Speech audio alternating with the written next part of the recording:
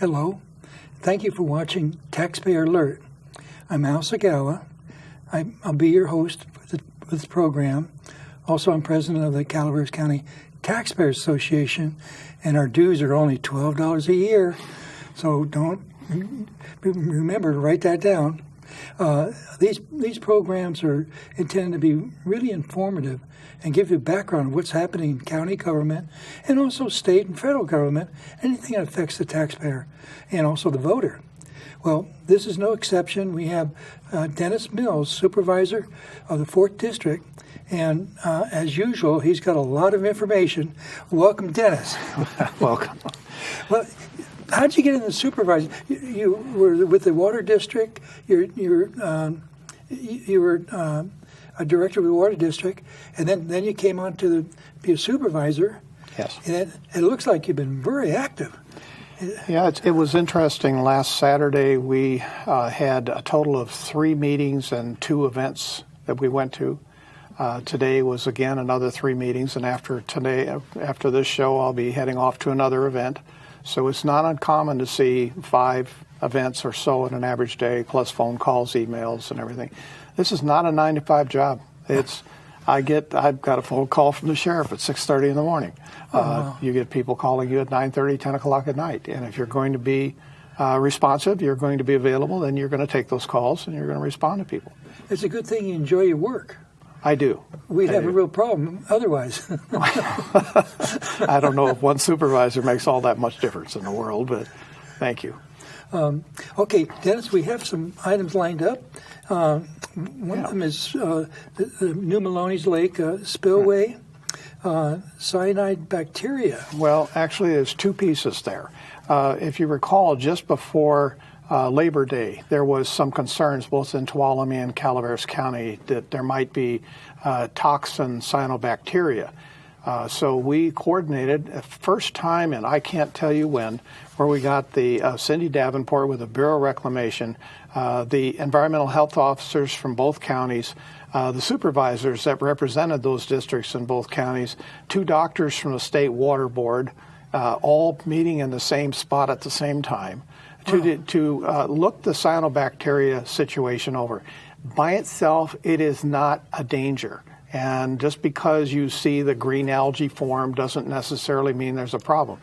The 2 doctor ladies were more than willing to spend as much time as necessary to give us as much information as we needed to properly inform ourselves and the public as to what the situation was.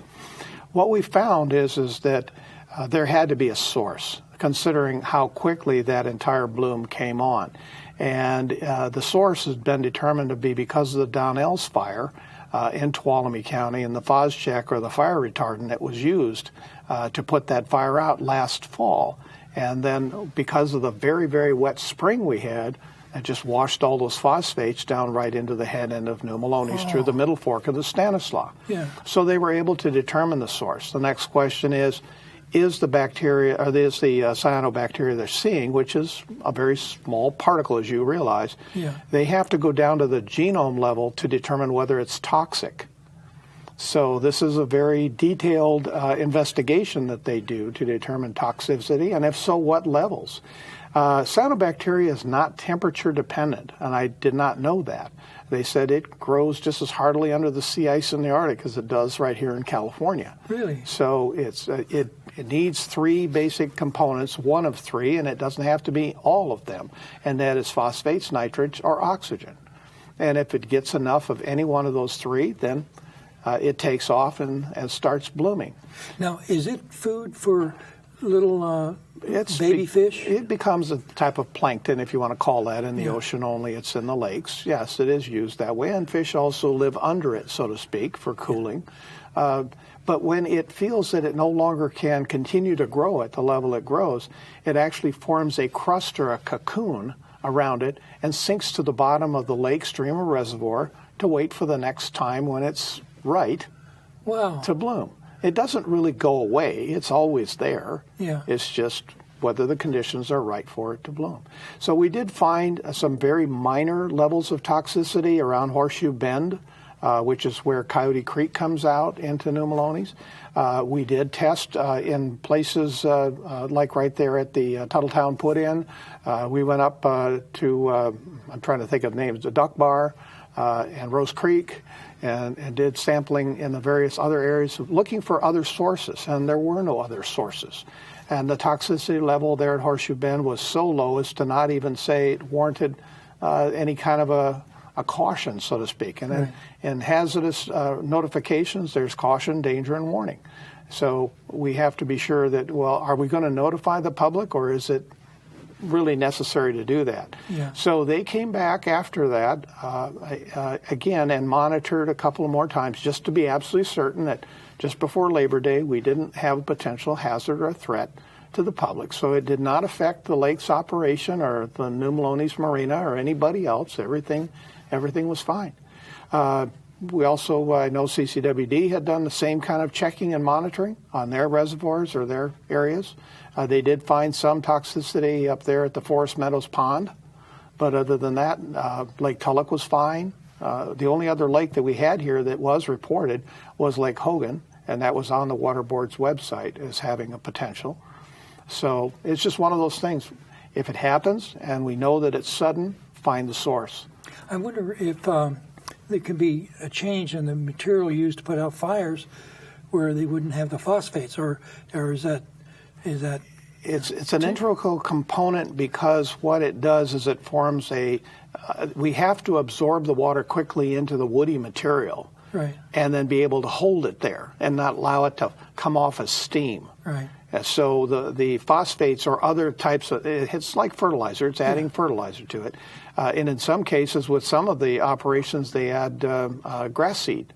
So it has multiple ways that it's being done and the levels it's being done. You really don't want to be dropping it in lakes and rivers because of that, but at the same time, the way that it works and how effective it is, there really is no other alternative right now. Yeah. So Okay. you talked about the spillway. Yeah. Because of the situation at Oroville that occurred, I know that there was a lot of concern, especially in the Copperopolis area. Well, how does the New Melones Dam affect us? So we got together with, at the request, my request, and I've been working with the Congressman McClintock staff to set up a meeting with Drew Lazar at the Bureau of Reclamation and to actually take a state geologist down there to the spillway to determine what is this situation. Is this the same as Oroville, or what are the conditions? We were allowed to actually physically drive on the spillway and look at it and see what it was. So it's a very shallow roll from where it reaches the top of the dam all the way down into Bean Gulch. It's not an Oroville situation at all in terms of its percent of grade. Right. So it would just gently flow over the edge, and the chasm between is basically hard rock mine out of serpentine, serpentine chromate. And what they did with that material is they used it to build the dam. Yeah. Okay. So all of the material was used, and we have a great video. It's up on YouTube, which Richard Barrazzo from Copperopolis helped us with, to explain that no, this is not an Oroville. Everybody is completely safe. And so I had the opportunity, too, to discuss dam inundation maps. In other words, if something were to happen at New Melones, how would that impact the residents around the lake at Copperopolis? And I can rest assure everybody that that dam is overbuilt by a long shot. And knowing that it's there, and we had, like I said before, the spring of 2019, double the normal snowpack in the high country, double the rainfall we normally get. And yet that reservoir was able to absorb all of that rain and keep the flow rate below Goodwin Dam at around 6,000 to 8,000 cubic feet per second. That's huge because that means there was no damage in the areas around Oakdale, Riverbank, or Tracy, which is where that Stanislaus River flows through. So, speaking of Richard Verasso, I understand that he's starting a new Chamber of Commerce in Copperopolis, and it's going to involve gigs. Now, a gig is when a band gets together and plays, and so we're going to involve the entertainment industry with the business community, if that's successful. It's interesting for people who have been down recently to Coppertown Square and all of the entertainment that's gone on there. The stage that's being used there was the same stage that was in San Francisco that Jimi Hendrix and Janis Joplin played on back in the 60s and really? 70s. Yes. So if you want to come down to Copperopolis, go stand on the stage, go touch the stage, take pictures of it, whatever. But we can prove that that's where that stage came from. I think every Saturday night they have a concert. Is that right? They do, and they're free. Yeah. And you don't even have to buy anything there to be there, but we would like you to. But it's an opportunity to say Copperopolis wants so badly to become a destination and not a waypoint. Yeah. And get activity going in that community. As I represent primarily along the Highway 4, so I'm going to speak to my area first over anybody else's. Yeah, well, that's understandable. And also, it's the first place that of significance that you come to when you come to Calaveras County. Absolutely. So it's kind of like a tourist hub. All the other places to go to can actually be advertised there. Correct. And we could actually make that the stopping point and visitor center. I did talk to the developers at Copper Valley about they want to put together a 3D rendering so that people can come and stop there, and if they're looking to go higher up in the Sierras, that they can actually get on a video and 3D it before they get there so they know what they're looking at and what they want to see. That's fantastic. So it's this new vibrance. I know that with the 08-09 crash, a lot of things as far as what people were proposing to do came to a stop or a slowdown, and Castle and Cook was no different than anyone else. But with the new group that's come in, I'm starting to see a vibrance and them wanting to go forward and complete what's been promised for literally decades in that area. Oh, that's cool. Okay, so now I wanted to talk about history for just a moment. You know, it's really interesting when we are so protective of the oaks, the oak trees in the Copperopolis Basin, that we don't realize that in the 1910s and 1920s, there were no oak trees there. They had all been cut down as fuel for the steam engines and the rails, etc., to build the rail line and to move material from the copper mines to Milton. Milton was the railhead. And Milton was proposed to be a very large town, and the layout is still there as to what it was going to be. So how did all of this happen is that Telegraph City became the hub, because you got to the top of Telegraph Hill there, and that's where the telegraph stopped. So remember that the Transcontinental Railroad didn't complete until 1869 after the Civil War. Okay. So from that point on, there was no way to market the copper in Copperopolis to the eastern states. Right. But after that, things took off. And from 1869 to 1889, Telegraph City was one of the larger communities in Calaveras County. It had over 5,000 people there. Wow. And you look at Copperopolis today and say, well, that's pretty close to what we have in Copperopolis now.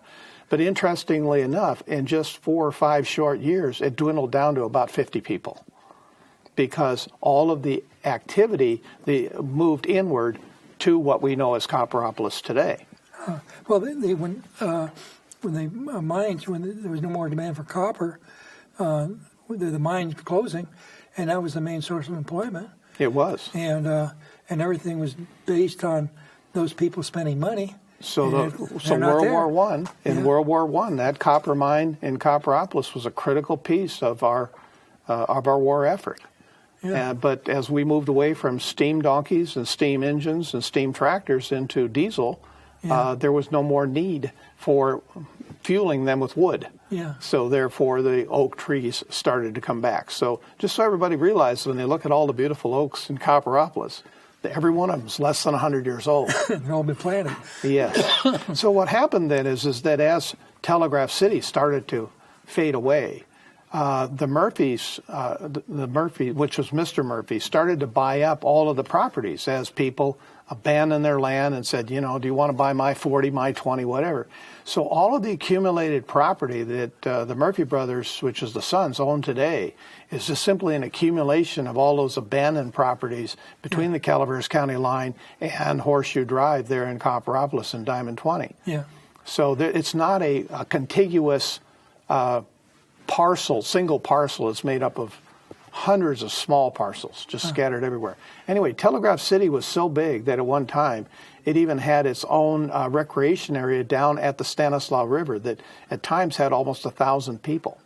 Oh, wow. To just kind of put it in perspective. Yeah. So down at the Stanislaus River and that area west of Copper Valley, which would be, I want to put it at Kiva and Little John and then go to the river and then just follow the river.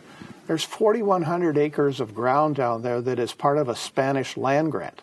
It predates the state.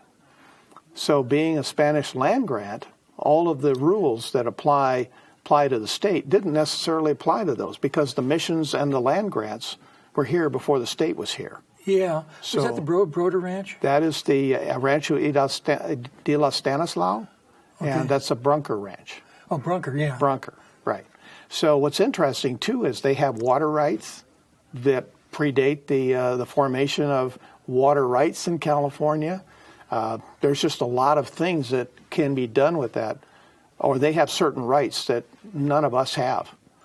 Which is, I wonder if their rights can be usurped by what I would consider to be planning or land use. Yeah. I have a problem with that. Yeah, I don't think they could because our land use laws are under our Constitution, state Constitution and federal Constitution. But they didn't come into being until basically in Philadelphia after the Civil War. Yeah. So there's a slip in time here. Yeah. So property rights of these larger parcels, as people look at the Sanguinetti Ranch, which is now split up into several larger parcels, and what our board recently approved potential growth along Old Burns Ferry Road.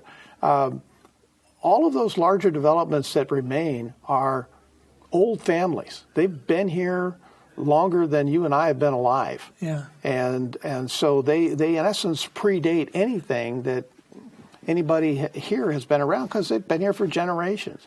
And they've been paying their taxes. They have not been putting that land into trusts or into Williamson Act or conservation easements to try to avoid paying taxes. Right.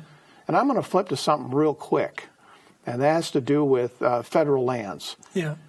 You're a constitutionalist. Can you tell me where in the Constitution it says the federal government has the right to own forests?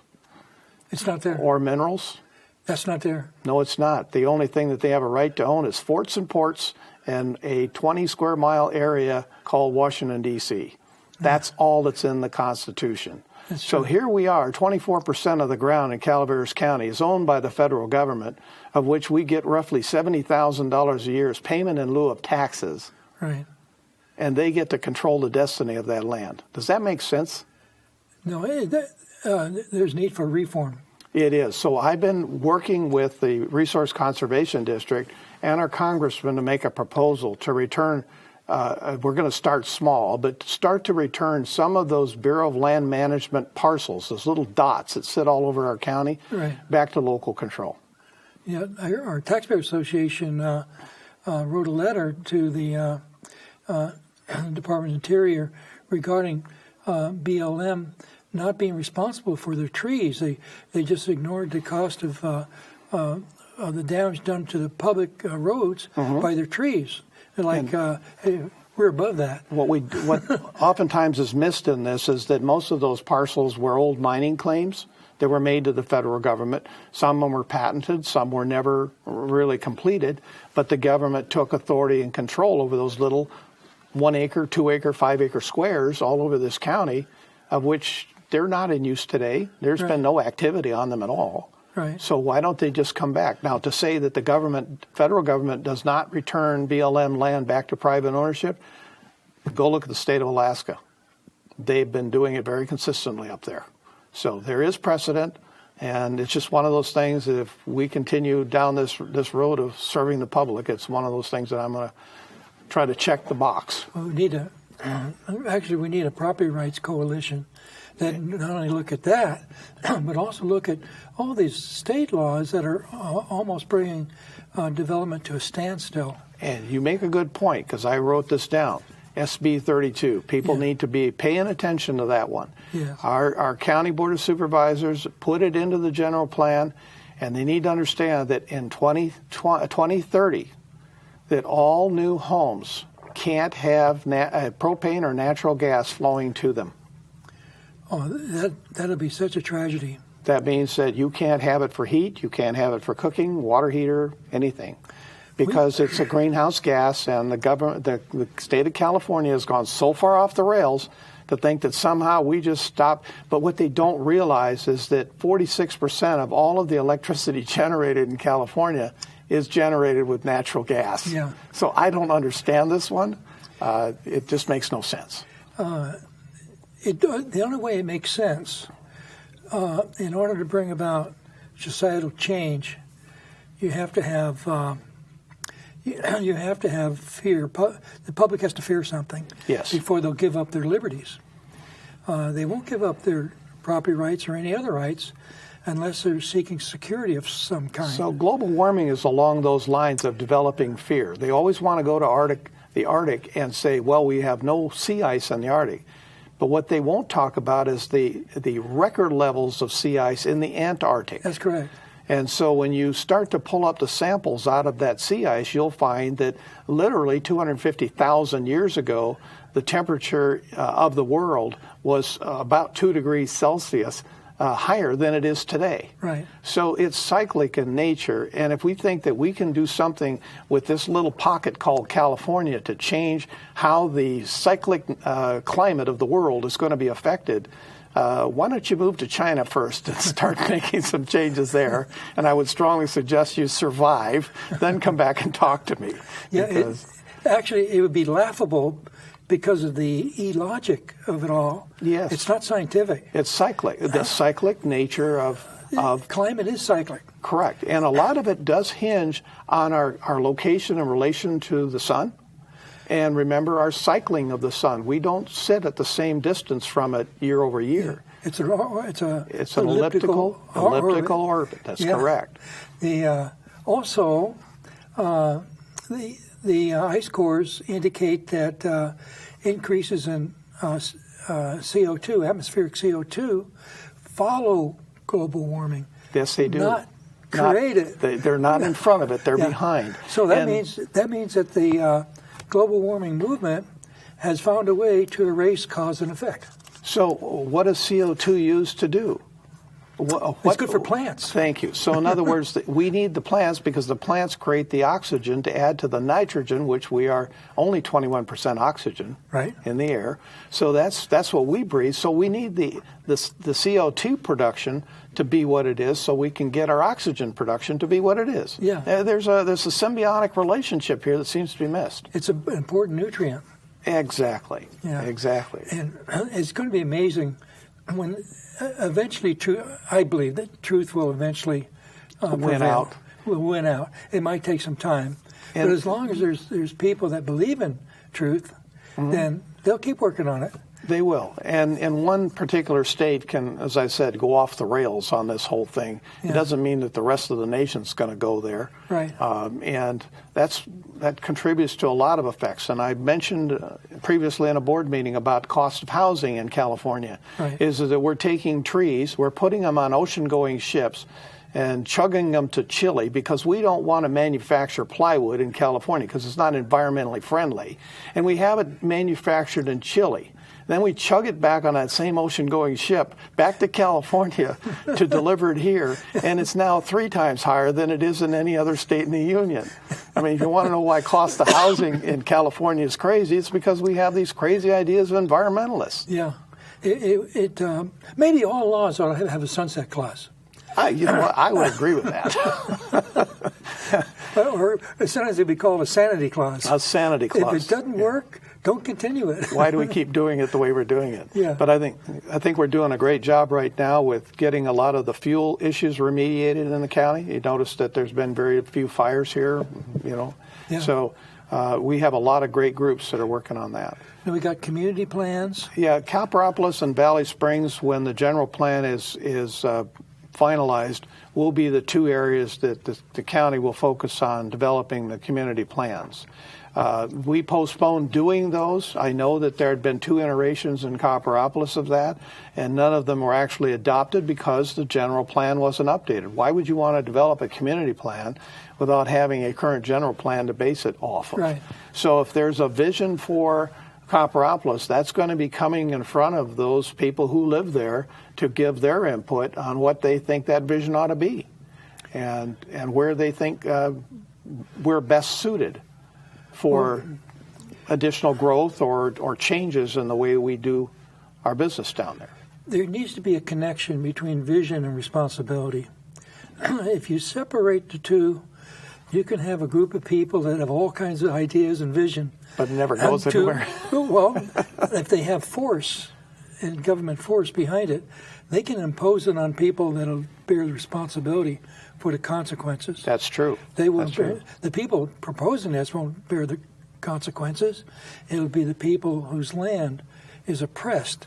But understand, too, that there has been in time, and I'm not talking about just the United States, but throughout world history, that the oppression of people, it really comes down to how much they want to tolerate before they throw off those spawns. Yeah, if they do. If they do, or can, or, Yeah. But we have what I call a political pendulum, Right. and it swings. So as you're seeing certain issues in the forefront today, some of those issues were in the forefront in the 70s. And then they drifted into kind of the back area of political will. And it's as political will builds for a particular subject or issue, then people will wrap their heads around it and be involved in it. And if it's not something they like, they'll wait for it to go away. You know, it's amazing. Our founding fathers were constantly discovering the amount of wisdom that they had. Oh, my. It had nothing to do with technology or communications. It had to do with human nature and the dynamics of civilizations. They looked at the Grecian states, and they made sure that the United States would never fall into a democracy. That's correct. And then correct. this all changed after the 1900s. Right. It did. And then there was a drive to make America a democracy. And we still are on that drive. Yeah. Politically, though, the pendulum could very easily swing back to, because that's what I said the other day at the board, is that we are a representative republic. That's what but we are, the Founding Fathers intended us to be a participatory form of representative republic. They never intended our congressmen to be living in Congress. It was they put a 2-year term in place because they felt that the average citizen could serve 2 years and go home. Well, Dennis, we've covered a lot. We just scratched the surface. I'm so glad to have you as a guest. Well, thank you. Thank you for watching Taxpayer Alert. Hope to see you next time.